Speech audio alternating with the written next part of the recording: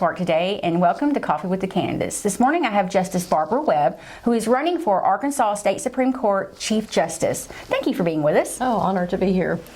Well, to get us started, can you explain to the voters what is the role of a Chief Justice? Yes, the Chief Justice is basically the lead manager of the court. Okay. There's 7 justices on the Arkansas Supreme Court, Okay. and we're all elected statewide. Okay. And the Chief Justice is also.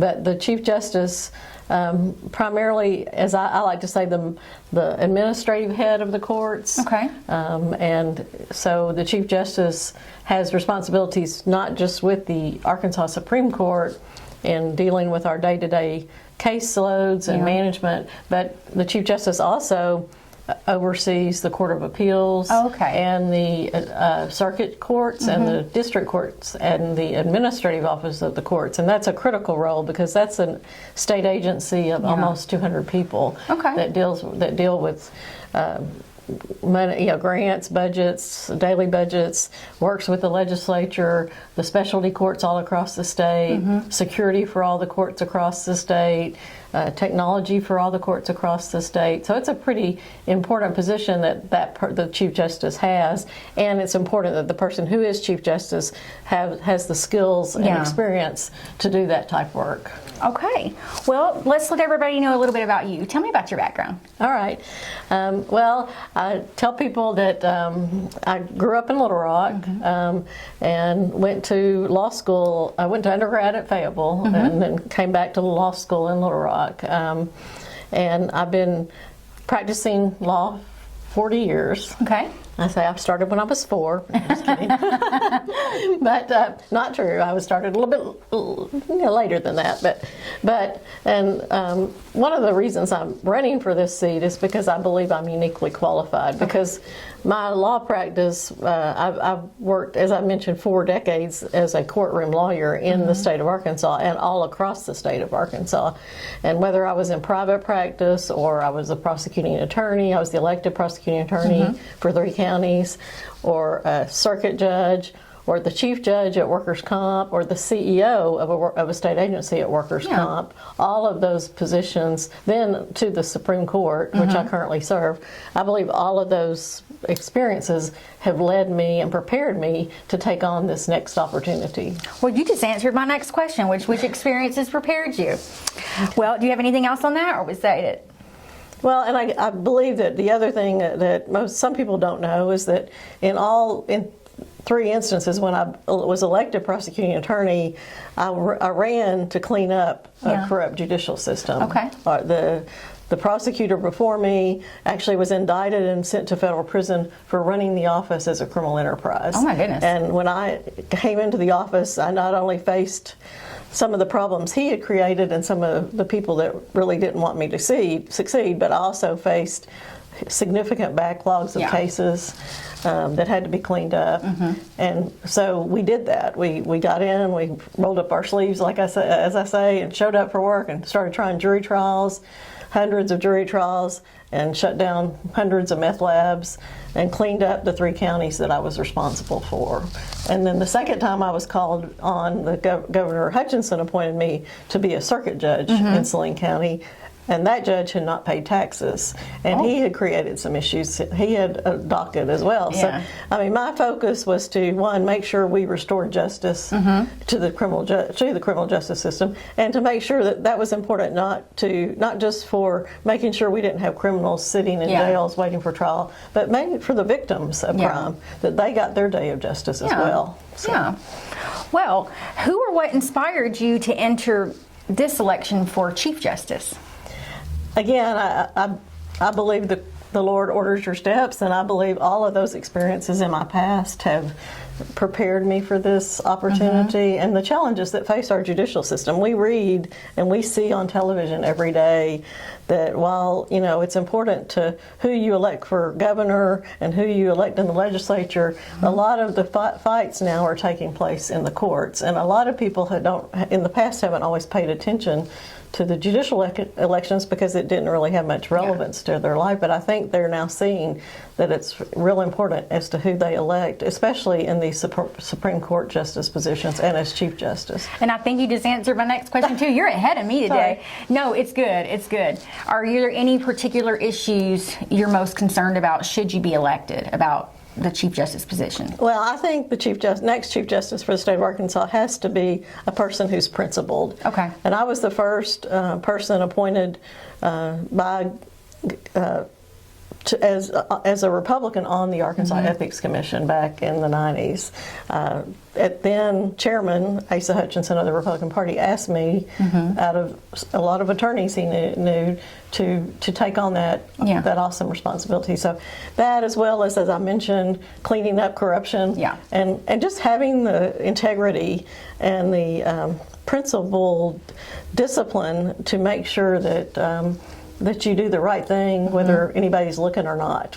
Okay. And then I also think you have to have someone who is conservative. And when I say conservative, I mean someone who would enforce the rule of law and the Constitution and our God-given rights in the Constitution. So I believe that's significant. And then, of course, the third reason is because of the experience. I believe you have to have someone who has had all that experience and has actually had hands-on day-to-day management experience, which I'm the only candidate in the race that has had hands-on management experience of a state agency and other judges. Yeah.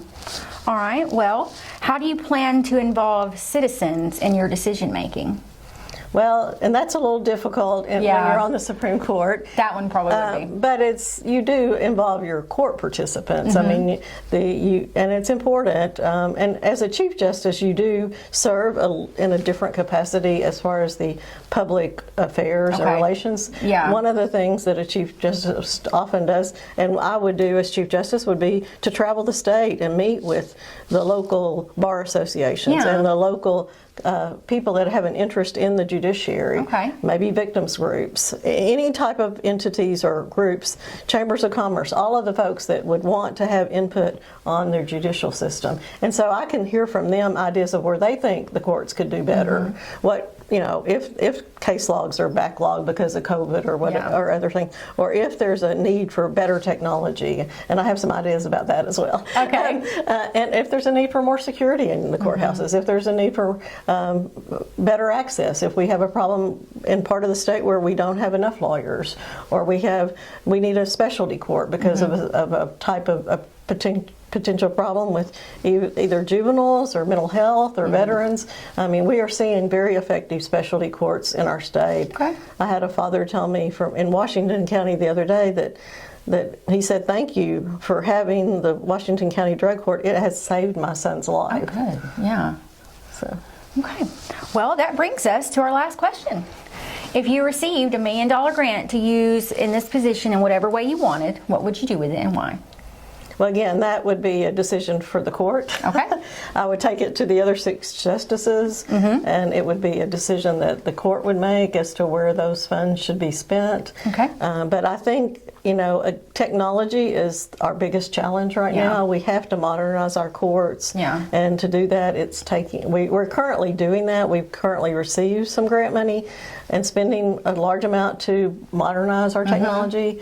But I like to tell people everyone has a cell phone these days. Yeah. And when I make a doctor's appointment, they send me a text message and tell me that my eye appointment or my doctor's appointment is coming up, and there's no reason the courts can't do that same thing. We had 40,000 failure to appears in Arkansas in district courts alone. Oh, wow. And if they sent out text messages reminding people of their court dates, I think you would see those numbers fall. Okay. And that's important, not just because of the people not coming to court, but it's important because when they don't come to court, it uses up a lot of resources of police officers having to go serve warrants, additional fines being imposed on people that can't afford fines. Yeah. So again, an investment in technology could helpfully make our court system more efficient and more user-friendly, for lack of a better word. So that's where I think we would probably try to direct that grant, but it could be that we find that there's a need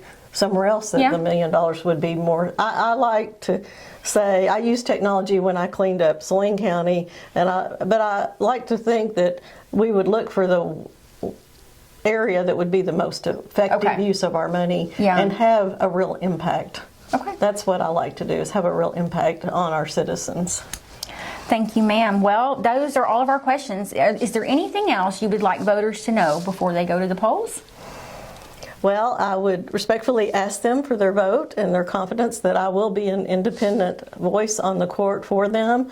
I would also ask them to look at my website, which is webbforarkansas.com, and vote. Early voting begins next week on February 20th.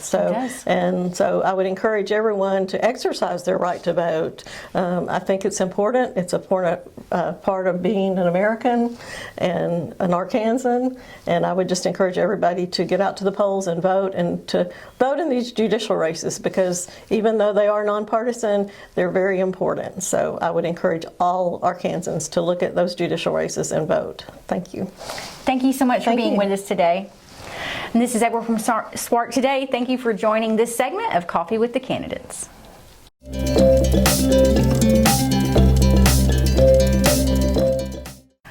I'm Edward with SWART Today, and we're coming to you from downtown Hope, where we are bringing you Coffee with the Candidates. Today I have with me Jay Martin, who is a candidate for Chief Justice, Arkansas Supreme Court. You may remember Jay. He's been here before. Welcome back. Thank you, April. I'm so happy to be back with you in Hope here. So tell us, before we get started, to explain to our normal voter what the role of this office is. Certainly. The Chief Justice is the leader of the Arkansas Judiciary Branch and also an appellate judge. Okay. And to give them a little bit of background info about you, let's talk about you. Tell us about yourself. Well, certainly. I'm married nearly 30 years, and I have three wonderful daughters. And I'm also an attorney. I've practiced law for the last almost 27 years at the same office in Little Rock and been president of my firm since 2006. And I'm also a volunteer pastor, an ordained Assemblies of God minister, and I've led our inner city campus church, Metro Worship Center, for the last 26 years. Okay. And what experiences do you think have prepared you for this office? The Chief Justice is both an appellate judge and a leadership role. Okay. And I think our next Chief Justice, I think it's important that they have practiced law. I've handled over 38 cases of substantive law in the last 27 years. I've handled over 5,000 cases practicing law. And so I think, to help with the law, I think that's important. But leadership is really the key. We are visiting all of our county courthouses, all 75 of our counties. We're right just about in the middle of that as we visit counties in southwest Arkansas. But we're concerned about many of our county courthouses. We want to make sure there's security there, that there's technology. We still do not have all of our county courthouses with the technology they need, even able to e-file in all of our counties. And then also, we want to make sure our circuit judges have the resources they need. We've been writing the judicial districts, and they're big. And so we're running because we really want to help bring the resources, work with the legislatures, work with the counties to try to get all the judges the resources they need. But then we're just concerned about our country. We're concerned about the Constitution, the Bill of Rights, so willing to transition from practicing law to leading the judiciary. Okay. All right. Well, what inspired you to enter this election? Well, I was really concerned about our country. I'm concerned about the Constitution, the Bill of Rights. I'm concerned, I know on Capitol Hill they were investigating not too long ago law enforcement infiltrating a Catholic church up north and trying to investigate members of a Catholic church because of some of their views on being pro-life. So that concerns me. I'm concerned about the First Amendment. I'm concerned about the freedom of religion. I believe God gave us our rights, not the government, and I don't believe the government can take those rights away. But I'm concerned that our Constitution is being ignored. Of course, this is a state position, but we also have to interpret the federal Constitution, and we're called upon to do that as well as the state Constitution. So we want to fight and defend the Constitution, the Bill of Rights, and we really think that's important in the day in which we live.